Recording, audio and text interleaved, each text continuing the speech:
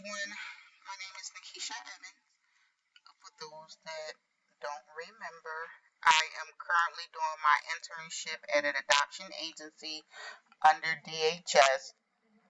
The one thing that I really enjoyed about my field placement was the full circle that it brought in my current position as a case manager. The one challenge that I faced in my field placement was that everyone is not a teacher, and I had to realize that and meet people where they were at. There was a lot of delegating instead of teachable moments.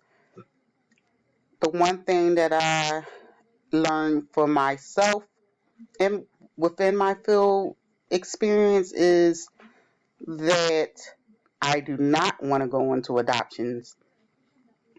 It's just not a lot going on there. I'm really not interacting with the clients except for when I'm meeting them to complete profile writings. It's just not giving me that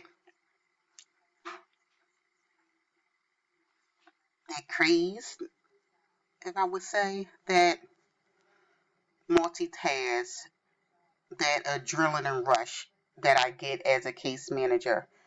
However, I did realize that I still want to stay within the child welfare field after graduation.